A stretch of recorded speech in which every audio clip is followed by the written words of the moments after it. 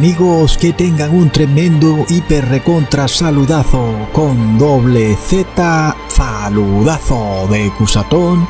Bienvenidos a un nuevo video.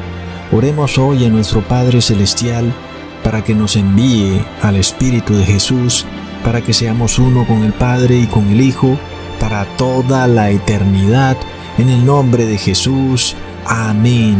Bueno amigos, realmente estamos empezando a ver cómo el Espíritu de Jesús se está retirando de la tierra, el Espíritu que sustenta la vida.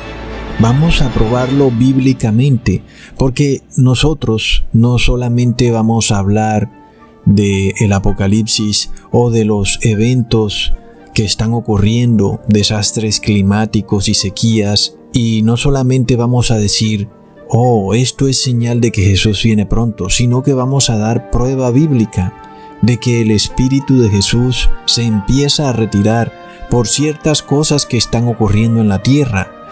Pero también vamos a demostrar que el Espíritu Santo jamás ha caído en las iglesias evangélicas, ni siquiera tampoco en la católica. Amigos, dura cosa es para el mundo que el Espíritu de Dios se retire de la tierra, porque el Espíritu de Dios es el que sustenta la vida. Amigos, pero está escrito en Génesis capítulo 6 versículo 3 al 5, y dijo Jehová, no contenderá mi espíritu con el hombre para siempre, porque ciertamente él es carne, mas serán sus días 120 años. Y amigos, ¿por qué Dios hablaría de 120 años? ¿Por qué no tal vez 110, 115 o 130? Sabemos que todo lo que Dios dice tiene un significado profundo del que a veces no alcanzamos a entender. Nosotros solamente vemos la superficie, pero recordemos que Jesús declaró en Lucas capítulo 24 versículo 49, y he aquí, yo enviaré al prometido de mi Padre sobre vosotros, mas vosotros esperad en la ciudad de Jerusalén hasta que seáis investidos de potencia de lo alto. Esto se lo dijo Jesús a sus discípulos antes de que Él subiera al cielo ya resucitado, y debían permanecer en Jerusalén esperando la gran unción del Espíritu Santo. Y la pregunta es, ¿por cuánto tiempo? ¿Será que los discípulos no sabían? Pero si ellos habían estudiado la palabra, entenderían exactamente cuánto tiempo debían esperar para recibir esa gran potencia y unción de lo alto. Leamos en Levíticos capítulo 23 versículo 15. Y os habéis de contar desde el día siguiente del sábado, desde el día en que ofrecisteis la gavilla de la ofrenda mecida, 7 sábados cumplidos serán. Hasta el día del sábado séptimo contaréis 50 días. Entonces ofreceréis nuevo presente al Señor. ¡Wow, amigos! ¡Qué interesante esto! Amigos, qué tremendo y profético todo lo que Dios dice en su palabra. Estamos poniendo atención desde que Jesús resucita, que es cuando se cumple esta fiesta de las gavillas. Debían pasar 50 días para el Pentecostés, que es cuando se cumple esta fiesta de la que estamos hablando. Por lo cual los discípulos debían entender que justo cuando vendrían esos 50 días, vendría la gran unción del Espíritu Santo. A los 50 días, amigos, ¡qué tremendo! Recordemos, amigos, que Jesús fue esa gavilla de ofrenda mecida ofrecida para nuestro Dios Padre. Él resucitó como el primer fruto de una fiesta declarada en Levíticos 23, la fiesta de las primeras frutas. En este caso, recordamos que una gavilla es un ramo de trigo recién cosechado. ¡Qué bello, amigos! Jesús se convierte en el primer trigo y el Padre Celestial lo recibe como ese nuevo Adán que ahora no ha cometido pecado. ¡Qué increíble! Pongamos mucha atención. Pasaron desde que Jesús resucita hasta la fiesta de Pentecostés 50 días, como está escrito. Por eso es que en las Biblias se habla de el primero de los sábados, porque se debían contar 7 sábados y así llegar al 7º sábado, y después de ese sábado venía el 50º día, el día de Pentecostés. En este caso entonces Jesús, cuando resucita en esta fiesta, llevaba a los discípulos a esperar los 50 días en Jerusalén, y luego, como está escrito en Hechos capítulo 2 versículo 1 al 2, cuando se cumplió plenamente el día de Pentecostés, estaban todos unánimes juntos en el mismo sitio, y de repente vino un estruendo del cielo, como de un viento vehemente, que venía con ímpetu, el cual llenó toda la casa donde estaban sentados. Amigos, este suceso que ocurrió se va a volver a repetir, y miremos la tremenda coherencia de la palabra de Dios. Desde que Jesús ofrece la gavilla, es decir, Jesús como primer Adán, hasta que se cumple el derramamiento del Espíritu Santo, pasan 50 días. Ahora, miremos esto tan impresionante. Si nosotros tomamos 50 días y lo multiplicamos por 120, eso nos da 6,000, amigos. Y sabemos desde que fue creado el primer Adán, el que pecó, hasta que finalice la historia de esta tierra, pasarán 6,000 años. Y sabemos entonces que el año 6,000 debe cumplirse en el año 2031 o antes. Por lo cual, amigos, estamos muy próximos a esta gran unción especial y con potencia, desde que se crea ese primer fruto, ese primer Adán, que aunque pecó, luego 6,000 años después vendría una unción con potencia para que venga ahora un nuevo Adán, un nuevo grano, que ahora vence al pecado. Tremendo. Pero amigos, nosotros también podemos entender que este evento que nos relaciona los 50 días, desde el primer Adán que ya no peca, hasta el Pentecostés, con el primer Adán pecador, hasta la unción final del Espíritu Santo, cuando tomamos 50 días y lo multiplicamos por 120 y nos da 6,000, que es la historia de esta tierra, podemos analizarlo viendo cómo el Espíritu de Dios se empieza a retirar de la tierra. Amigos, eso nos da una prueba rotunda de que este evento se acerca. Por lo cual, amigos, vamos a identificar cómo podemos ver claramente que esto está ocurriendo. Si lo podemos ver, sabemos que el evento final y culminante de la historia de la Iglesia de Cristo, en este transcurrir de días, en estos 6,000 años, está próxima a completarse con la investidura final del Espíritu Santo, una gran unción, una gran restauración del pueblo de Dios. Ahora, cuando nosotros analizamos la palabra espíritu, miramos que viene del griego pneuma. Pongamos atención, amigos. Pneuma significa respiración. En este caso, vemos ¿qué está pasando en el mundo? Hay una pandemia de neumonía. ¡Wow, amigos! Es tremendo. Cientos de miles de personas confiesan que la pestilencia 1.9 los deja sin pneuma. Se les va el aliento. Por esto algunos requieren ser conectados a respiradores artificiales. Sin embargo, luego también se terminan quedando sin pneuma. Terminan muriendo. Esta es una señal clarísima de la palabra de Dios cuando declara: no contenderá mi pneuma, con el hombre para siempre. ¡Wow, amigos! Es increíble. El neuma de Dios no contenderá con el hombre, por lo cual se empieza a retirar del mundo. Y por tanto los seres humanos se empiezan a quedar sin neuma, sin oxígeno, sin aliento de vida. Y las noticias son de locos cuando uno ve que hay una crisis de oxígeno. Ni siquiera ya lo pueden tener en sus tanques.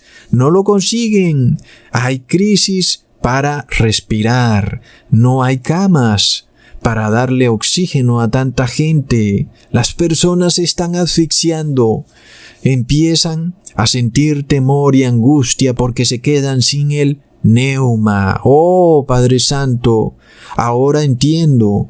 Dame de ese neuma. Sin él no puedo respirar. Pero terrible, amigos, cuando toda una vida las personas han estado despreciando el neuma santo de Dios por otro neuma, otro espíritu inmundo. Esta palabra entonces nos lleva a un neuma inmundo, es decir, a una respiración inmunda, extraña, muy distinta a la que nos da nuestro Padre Celestial. Es claro entonces que la neumonía es posesión demoníaca. La respiración se vuelve anormal, congestionada y agitada, llena de catarro. Los pulmones están deteriorados de tanto catarro, se asfixian.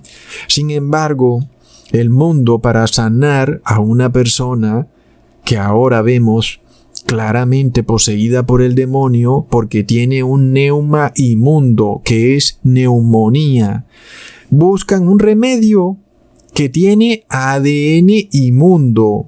Es decir, que no es un remedio, es parte de la misma posesión demoníaca. Es señal de empeoramiento. Es decir, que en vez de buscar a Dios, le están dando más la espalda a Dios porque buscan la solución en algo inmundo. Por lo cual, amigos, recordemos también algo muy claro que está en la Biblia. El neuma está ¿dónde? Está en la sangre, amigos. ¡Qué tremenda coherencia la de la palabra de Dios! ¿Qué pasa cuando se le corta la vena yugular a una vaca? Inmediatamente pierde el conocimiento, debido a que el oxígeno, el neuma, deja de fluir al cerebro. Por tanto, el neuma de esa vaca, el aliento de vida, se va. Amigos, la vaca muere. Recordemos que está escrito en Deuteronomio capítulo 12, versículo 23, solamente que te esfuerces, ojo, solamente que te esfuerces. Es decir, es algo que requiere esfuerzo, valentía, en no comer sangre, porque la sangre es el alma o la vida, y no has de comer el alma juntamente con su carne. Y aquí, amigos, pongamos atención. La palabra usada para alma o vida es la palabra judía nefesh, que significa respiración. Es decir, que es la misma palabra usada en griego como neuma. Por esto entendemos que en la sangre está el neuma de Dios. En este caso, ¿qué ocurre? Cuando tu sangre es contaminada, lo que ocurre es que tu espíritu fue contaminado. Sabemos entonces que lo que debe ocurrir es que el neuma de Dios se retira, porque nuestro Padre Celestial no envía su espíritu para vivir entre espíritus inmundos. Por supuesto, si tu sangre está inmunda, pues el neuma de Dios se empieza a retirar. Estamos comprobando esto bíblicamente, amigos, porque aquí nosotros no somos demagogos o, como le dicen también popularmente, culebreros, personas que están hablando y hablando y hablando, pero bíblicamente no dan prueba de nada. Nosotros estamos probando con la verdadera ciencia, que es la palabra de Dios, que cuando tú contaminas tu sangre, el espíritu de Dios se empieza a retirar de ti. Por lo cual, amigos, es lo que también va a ocurrir en el mundo. Por esto estamos viendo la crisis de neumonía. Este conocimiento concuerda perfectamente con lo que les dije en un video pasado, en donde les decía que debido a que las personas comen la sangre de los animales en su carne, terribles pestilencias vendrían al mundo. Y ya empezamos a ver un pequeño atisbo de eso con esta pestilencia 1.9. Entonces, ¿qué pasa con una sangre inmunda? Tienes un neuma inmundo. Ya no es el neuma de Dios, tienes un espíritu endemoniado. Es posesión demoníaca. Luego recordamos lo dicho por Jesús en Mateo capítulo 12, versículo 43 al 45. Cuando el espíritu inmundo ha salido del hombre, anda por lugares secos, buscando reposo y no lo halla. Entonces dice: me volveré a mi casa de donde salí, y cuando viene, la halla desocupada y barrida y adornada. Entonces va y toma consigo otros 7 espíritus peores que él, y entrados moran allí. Y son peores las postrimerías del tal hombre que las primeras. Así también acontecerá a esta generación mala. Amigos, la palabra nos dice que esta generación en la que estamos viviendo hoy en día, así le acontecerá. Jesús hace referencia entonces al neuma inmundo, como un neuma que no proviene de Dios. Por lo cual, cuando la humanidad fue liberada de sus pecados, gracias al sacrificio que hizo Jesús en el madero, sin embargo, de nuevo la humanidad vuelve y peca, y vuelve y le dan la espalda a Jesús. Por tal motivo, el estado de posesión demoníaca de la humanidad será 7 veces peor que el anterior. Por lo cual las palabras de Jesús son claras. Así le ocurrirá a esta generación mala. Las personas que siguen tercamente rechazando la verdad bíblica van a ser poseídas por 7 demonios. Es lamentable, amigos, pero se va a repetir. Estamos en la última generación, la cual va a recibir un embate del neuma inmundo. Por esto estamos viendo la crisis de neumonía, por lo cual no nos asombremos que pronto también vamos a ver la tuberculosis, que es un tipo de neumonía. Ambas enfermedades se adquieren como mediante la respiración. Y qué curioso que entonces tratan de taparse la boca y la nariz, porque de esta manera es que viene la posesión demoníaca. El neuma entra por la respiración, pero ojo, también entra por la alimentación. Ya hemos hablado de estas cosas, también por los ojos, por los oídos.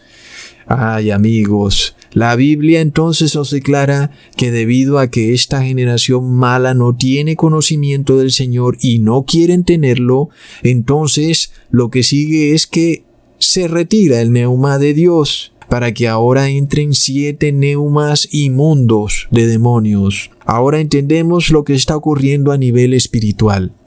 Primero lo espiritual, luego lo físico. No como el mundo cree, que yo primero voy a actuar físicamente y luego va a ocurrir espiritualmente. No, amigos. Primero ocurre en el campo espiritual, luego se da en el campo físico. Ahora, recordemos que de nada le sirve a las personas taparse la nariz y la boca cuando están introduciendo el neuma inmundo a través del alimento, porque ya probamos que el neuma está en la sangre. Si tú estás comiendo la sangre inmunda, pues estás introduciendo en tu cuerpo el neuma inmundo. Y tú dices, oh no, Ecusatón, así de serio y de grave es comer carne con sangre. Amigos, fue por algo que Jesús te dijo, mira que te esfuerces, porque realmente es algo serio. Es que en la sangre viene el espíritu del demonio. Si tú tomas esa sangre inmunda, estás recibiendo la posesión demoníaca. Luego se habla de epidemia, se habla de pandemia. Pues claro, amigos, que viene una tremenda epidemia de posesión demoníaca, claro que sí. Sin embargo, el ser humano no quiere aceptar la verdadera ciencia y que la raíz de sus problemas y enfermedades viene de la desobediencia a la ley de Dios.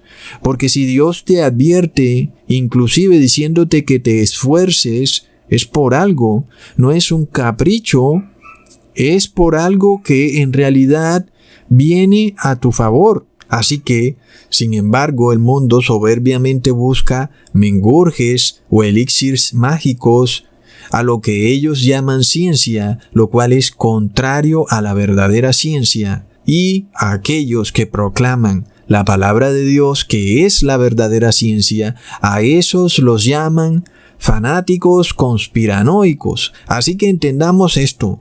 Si nosotros no queremos recibir lo que viene al mundo, tenemos que seguir la ruta que siguieron los apóstoles, que es la ruta que nos lleva al Neuma Santo, el Neuma de Dios, el Espíritu Santo de Jesús. Por tal motivo debemos orar juntos, clamando al Padre por poder del cielo, para poder resistir a esta generación mala y soberbia que está en guerra con el Padre Celestial. Y ahí tenemos otra señal clara de que el Espíritu de Dios se empieza a retirar de la tierra, cuando la generación mala empieza a manifestar un espíritu de soberbia rotundo. Lo vimos con Noé, cuando Noé trataba de avisarle a las personas que venía un diluvio y se burlaron de él. Luego lo vimos con Lot, como también los moradores de Lot se burlaban de lo que Lot les decía. Y hoy la mayoría de las personas se burlan de lo que decimos. Mientras tanto, hay soberbia. Y esta soberbia se manifiesta desde cuando declararon semidioses a estos científicos que niegan de manera rotunda a Dios porque dicen que venimos del mono, negando así lo que Dios declaró en su palabra, el cual dijo que Él nos hizo con sus propias manos. Estos científicos entonces están haciendo a Dios mentiroso. Es una tremenda blasfemia pensar que ellos van a darnos el remedio. Es una locura, amigos. Es beber el elixir de la blasfemia. Es el vino de la fornicación de Babilonia, amigos. ¡Qué tremendo! Recordemos que la bestia del Apocalipsis, la primera bestia, tiene en sus cabezas nombres de blasfemia. Por supuesto, entonces, que vemos a la cristiandad promoviendo lo que estos científicos endemoniados declaran, que la ciencia y la fe, es decir, la falsa ciencia y la fe, van de la mano, lo cual es una tremenda blasfemia, amigos. Es de locos, es espíritu de soberbia llegando a un límite, porque estamos viendo que esto es global. En este caso, todos los seres humanos pronto van a tener que tomar una decisión: o recibes el elixir de los científicos, o no vas a poder comprar ni vender. Tremendo. Viene una decisión global, es decir, todo ser humano pronto va a tener que manifestar o el Espíritu Santo de Dios, el Neuma Santo, o el espíritu de soberbia, que es el Neuma inmundo. Leamos en Proverbios capítulo 16, versículo 18 al 19. Antes del quebrantamiento es la soberbia, y antes de la caída la altivez de espíritu. Mejor es humillar el espíritu con los humildes que partir despojos con los soberbios.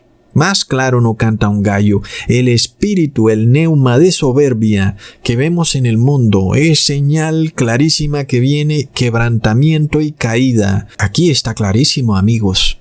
El espíritu de soberbia que vemos en el mundo nos muestra una señal de que viene quebrantamiento y caída. Aquí entendemos este espíritu de rebeldía que es contra la ley de Dios. y se está manifestando globalmente. Es una señal evidente de que la mayoría del mundo no recibirá la unción del Espíritu Santo de Jesús, y por tal motivo van a ser presa de 7 demonios, amigos. Entendamos algo. Es claro que ellos hablan de Dios, de Jesús, bla, bla, bla, pero a la hora de humillarse ante su ley, ahí sí no están dispuestos a hacer nada, amigos. Entonces, todo lo que dicen es puro bla, bla, bla. A la hora de la verdad, no humillan su espíritu para obedecer la ley de Dios. Por lo cual vemos que son soberbios, amigos. Por lo cual leemos en Proverbios capítulo 1, versículo 23. Volveos a mi reprensión. He aquí yo os derramaré mi espíritu y os haré saber mis palabras. Amigos, es la única manera de recibir la verdadera unción del Espíritu Santo. Volver a la ley de Dios, volver a la reprensión de nuestro Padre Celestial significa humillarnos ante sus mandamientos, estatutos y decretos. En vano, las personas andan obedeciendo ritos y ceremonias hechas por hombres, comiendo pan, prendiendo candelabros, comiéndose la galleta, lo que sea que hagan, ritos y ceremonias de cualquier tipo. Es pecado, porque está escrito que la salvación es por fe. Sin embargo, amigos, debemos guardar la ley de Dios, porque el que no guarda la ley de Dios no tiene fe.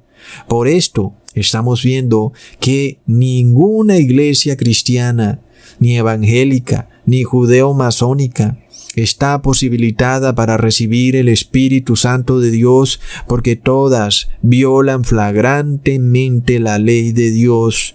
Y por el contrario, algunos declaran que la ley fue modificada. Otros, aunque dicen que se adhieren a la ley, son trinitarios. Y entonces están violando la ley, porque en la Torá jamás aparece la palabra Trinidad, amigos. Otros se declaran unicitarios, y resulta que el unicitario es el mismo trinitario. Por tal motivo vemos que ninguna iglesia de las que vemos va a recibir el Espíritu Santo de Dios. Todas violan flagrantemente la ley de Dios por doctrina.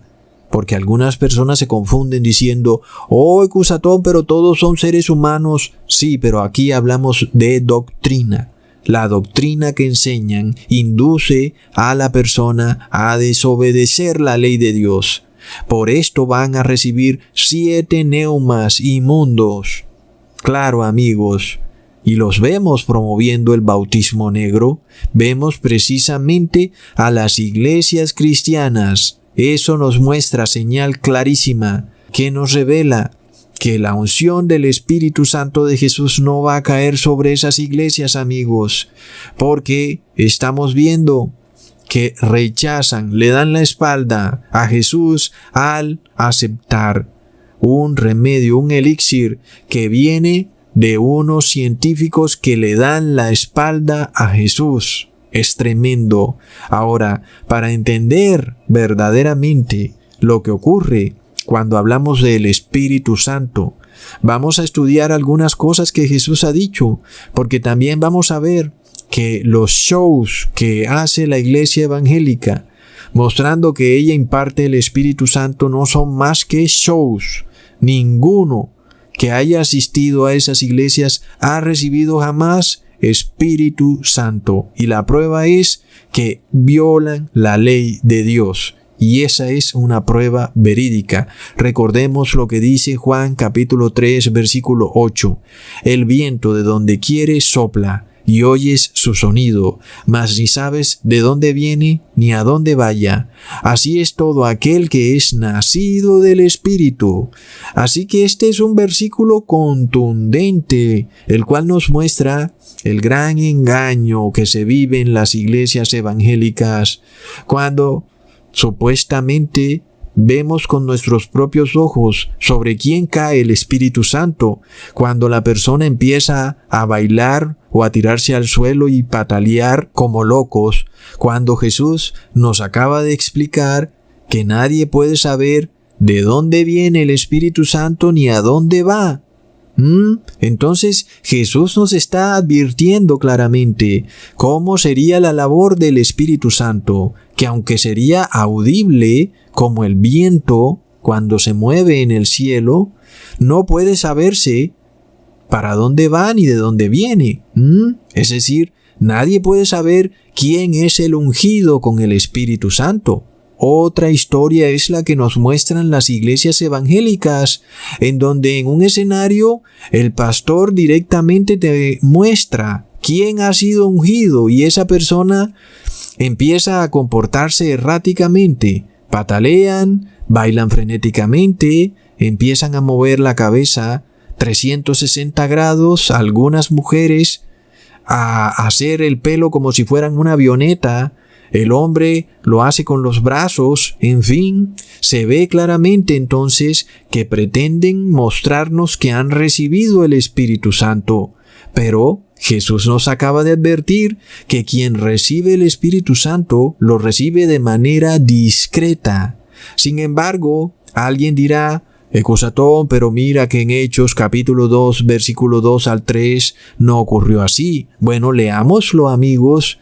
Leamos lo que dice ese versículo. De repente vino un estruendo del cielo, como de un viento vehemente que venía con ímpetu, el cual llenó toda la casa donde estaban sentados, y se les aparecieron lenguas repartidas como de fuego, que se asentó sobre cada uno de ellos.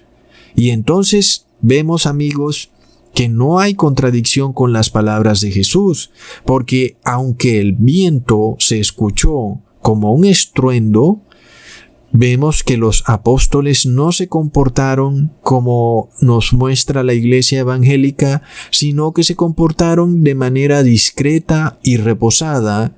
Lo único que hicieron fue predicar la palabra en idiomas distintos al hebreo, pero no salieron a comportarse como un avión o como una avioneta humana, no se tiraron al suelo, pero además algunas personas ignorantes que estaban ahí, que nunca habían escuchado hablar a una persona en otros idiomas, sino solamente en el hebreo, pensaron que los apóstoles estaban borrachos debido a que no les entendían el idioma en el que hablaban. Leamos en Hechos capítulo 2, versículo 14.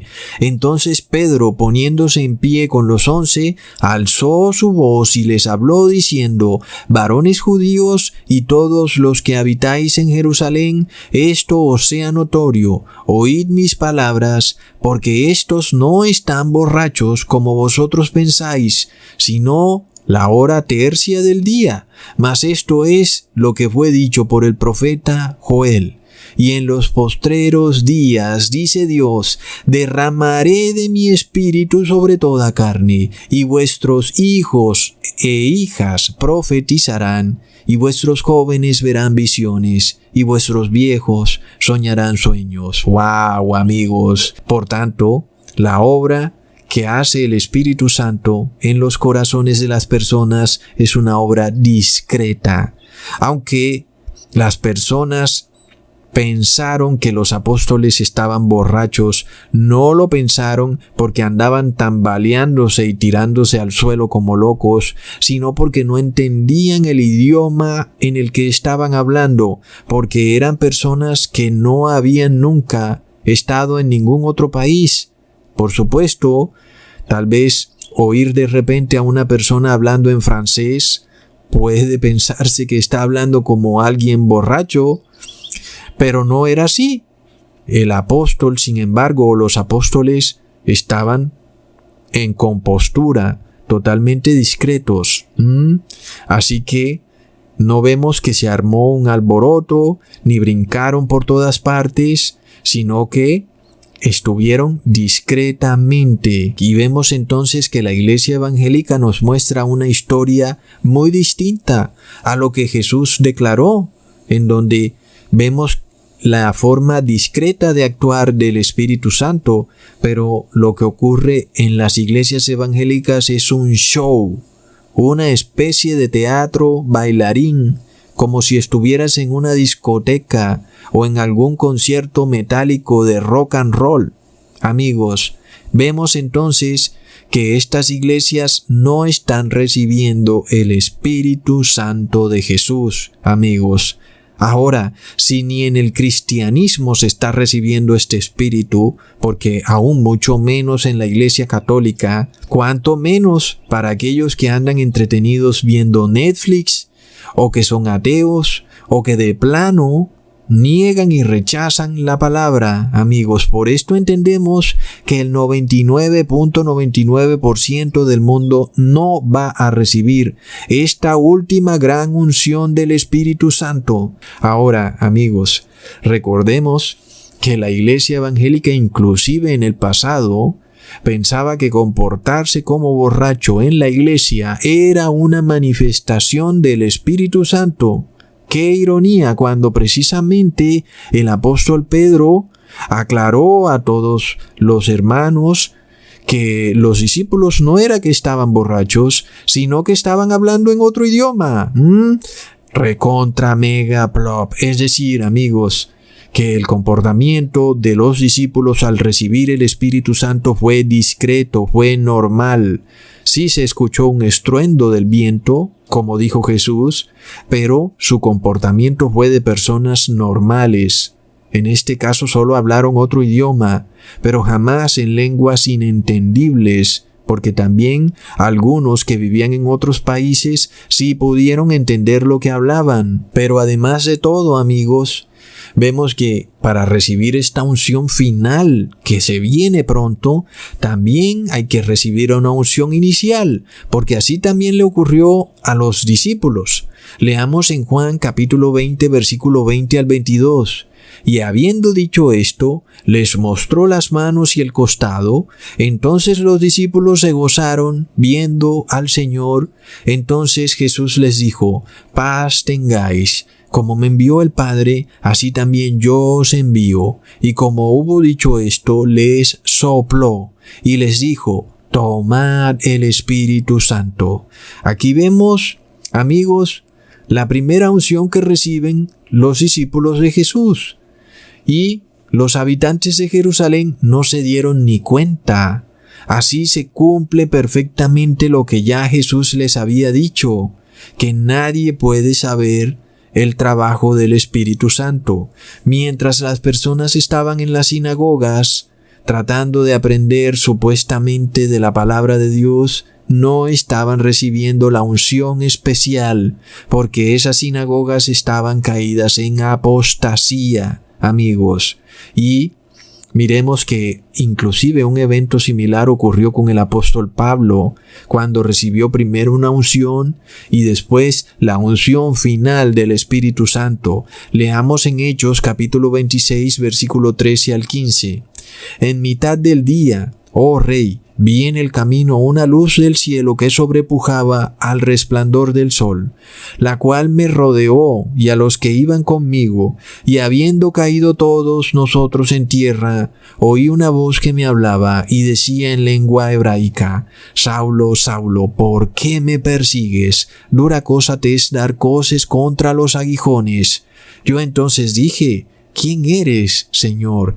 Y el Señor dijo: yo soy Jesús, a quien tú persigues. Tremendo, amigos. Esta fue la primera unción que cae sobre el apóstol Pablo.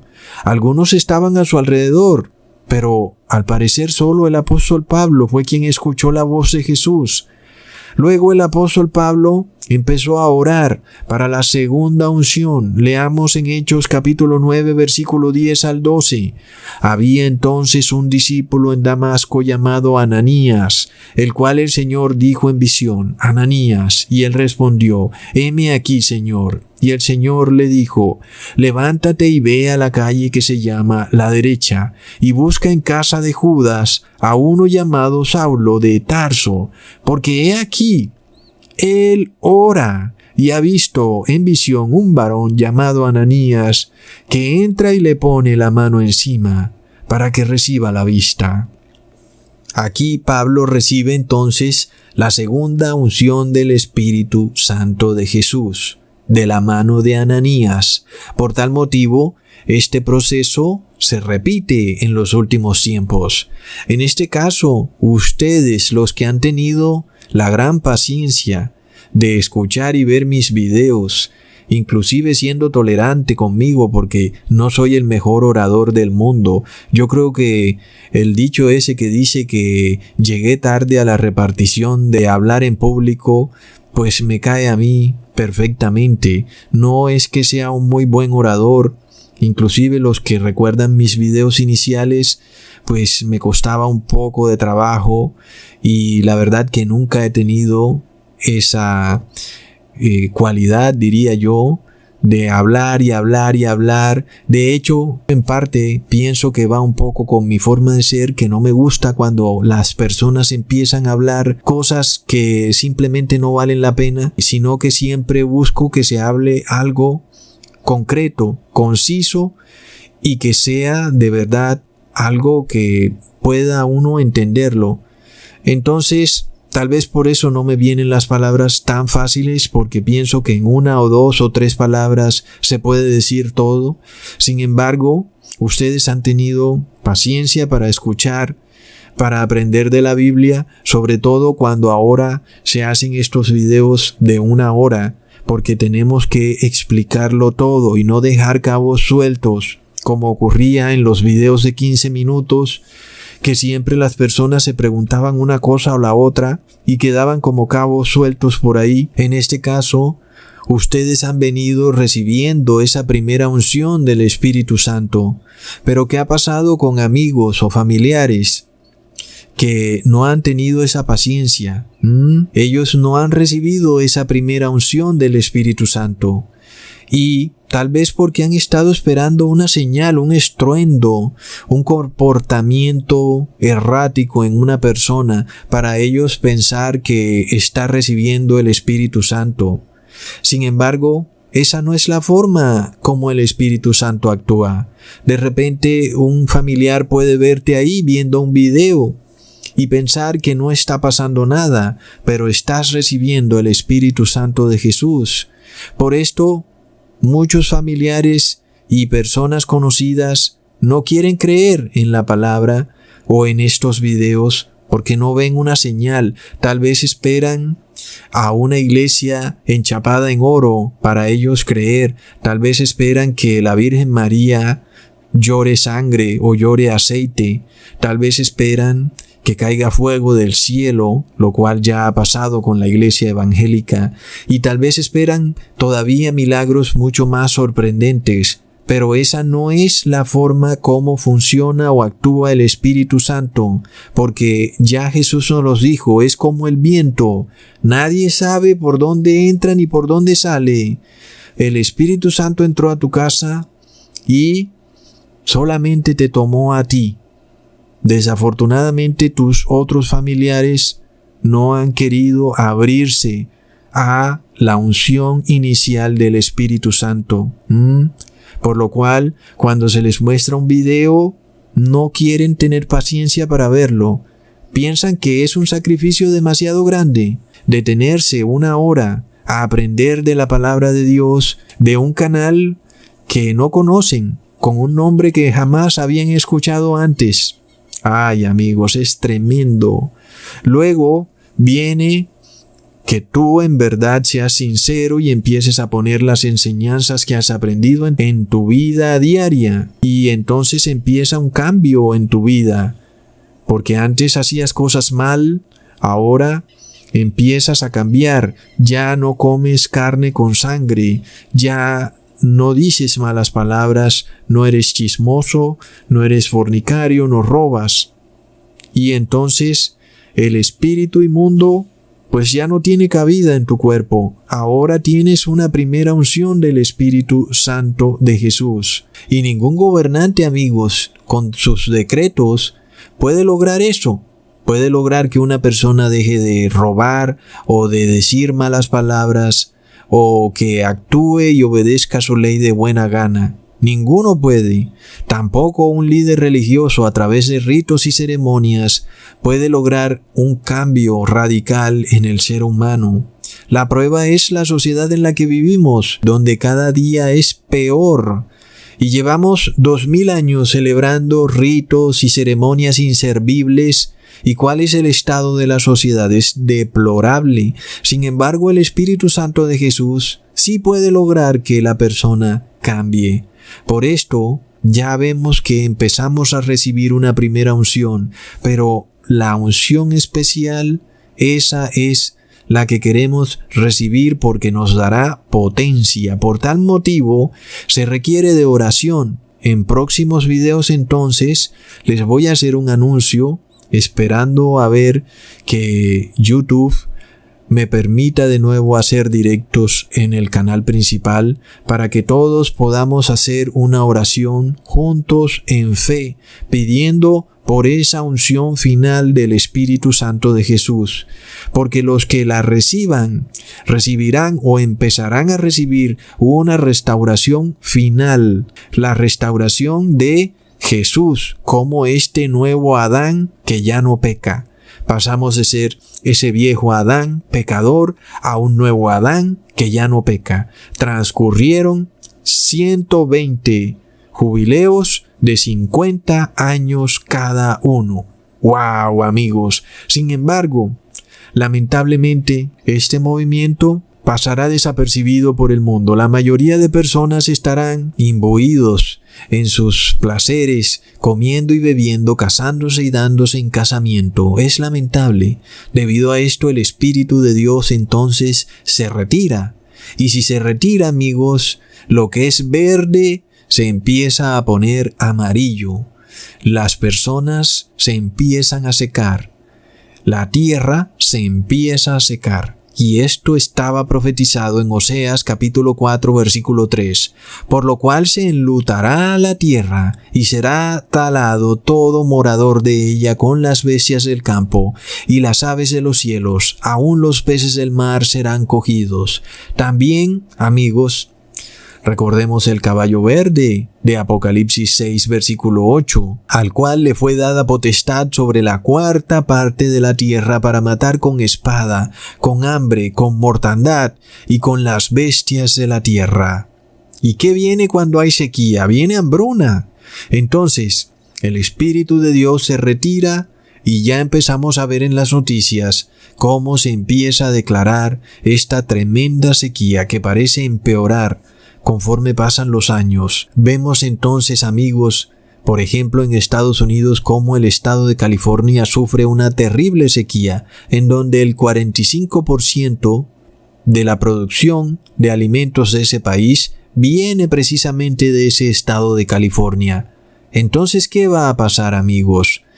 Los precios van a subir, y si a eso le subamos el desastroso sistema económico que tenemos basado en la inflación, sabemos que los alimentos se van a poner por las nubes. Sin embargo, la palabra de Dios dice en Isaías capítulo 58 versículo 11, el Señor te pastoreará siempre, y en las sequías saciará tu alma, y engordará tus huesos, y serás como huerta de riego. ¿Cómo es una huerta de riego, amigos? Está verde, siempre verde. Y como manadero de aguas, cuyas aguas nunca faltan. ¡Qué tremenda promesa, amigos!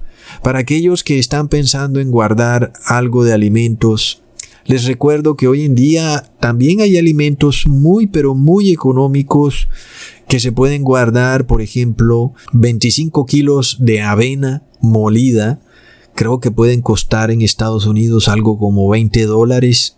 Hablando de 25 kilos de alimento por $20, es decir, es realmente económico. Eso sí, tienes que empacarla al vacío rápidamente porque le caen insectos muy pero muy rápido. Pero vemos que no necesitas una gran inversión, y pienso que está mal todas estas personas que gastan mucho dinero almacenando todo tipo de alimentos costosos como salsas, atún. Son alimentos que se vencen y luego no te sirven tampoco, entonces pierdes toda esa inversión. Pero vemos la avena un alimento supremamente nutritivo que fue usado en los campos de concentración en la Segunda Guerra Mundial para alimentar a los prisioneros, y algunos de ellos lograron sobrevivir semejante calvario comiendo un plato de avena al día, y eso era todo lo que les daban, y pudieron así sobrevivir. Así que imaginémonos lo económica que es la avena, amigos, y lo alimenticia que puede ser. Entonces, tampoco es posible que tú guardes alimentos que te permitan alimentarte por 10 años, porque tendrías que tener una gran bodega para almacenarlos todos. Así que, bueno, no se puede tampoco almacenar la gran cantidad de alimentos, pero sí podemos almacenar un poco que sea económico, sobre todo de alimentos que duren mucho tiempo, empacados al vacío, que no tengan fecha de vencimiento, que los puedas guardar ahí y que puedan durar tal vez 5 años, y cuando los necesites, pues ahí está. Y no es algo costoso, no es algo que se requiere de mucho dinero. Inclusive cuando hablamos de arroz, cuando tú compras en el supermercado una bolsa de arroz, que tú agregues otra bolsa más de arroz, eso no te va a empobrecer. Realmente es algo muy pero muy económico, y si lo empacas al vacío, pues te puede durar 10 años ahí y no has hecho ninguna inversión. Realmente una bolsa de arroz puede costar $1 en algunos países.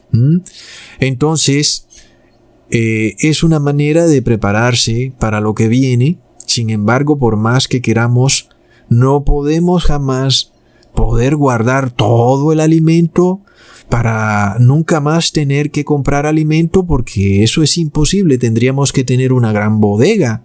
Si podemos guardar algo, pues guardamos lo que podemos. Sabemos que nuestro Padre Celestial nos hará rendir lo que sea que guardemos para el tiempo que sea que se necesite. Sin embargo, hay personas también que guardan frutas y verduras en frascos de vidrio, lo cual me parece riesgoso porque puede causarte botulismo. Así que, bueno, no estoy como muy de acuerdo con eso. Si estoy de acuerdo entonces con que guardes algo que está seco, que no produce botulismo, que lo puedes guardar al vacío y que las larvas no se lo van a comer, y que lo puedes también guardar donde no se lo coman los ratones, en fin, y puede durarte por 10 años ahí guardado. Eso pues tiene mucha lógica. Por tal motivo, amigos, entonces pues no se requiere mucha inversión, puedes ir comprando de a poquitos, y bueno, es económico. Sobre todo la avena y el arroz son muy pero muy baratos, amigos, y hay personas que sobrevivieron a punta de avena y arroz, y entonces son alimentos muy pero muy nutritivos. Entonces es una manera para prepararse de este evento en el que el Espíritu de Dios empieza a retirarse de la tierra. Si podemos hacer algo pequeño, debemos hacerlo, porque no hacerlo es ser negligente y también ser soberbio. Cuando hay personas que dicen: yo no voy a hacer nada porque Dios me va a cuidar y no voy a mover ni un dedo, eso es soberbia. Dios siempre quiere que tú trates de hacer algo dentro de tus posibilidades. Él sabe que no puedes hacerlo todo perfecto, porque es imposible para nosotros hacerlo todo perfecto, pero cualquier cosa pequeña que hagamos, Él la bendecirá enormemente, amigos. Entonces, tampoco podemos dudar, por supuesto, de que Dios va a descuidar precisamente a aquellos a los que les ha dado la unción especial del Espíritu Santo. Eso no tendría lógica. Por supuesto que si Dios bendice con ese poder y unción final, es para cuidar a ese pueblo, amigos. Entonces, cuando vemos que el Espíritu de Dios se empieza a retirar, es cuando más tenemos que buscar esta unción final del Espíritu Santo, amigos. Hasta pronto.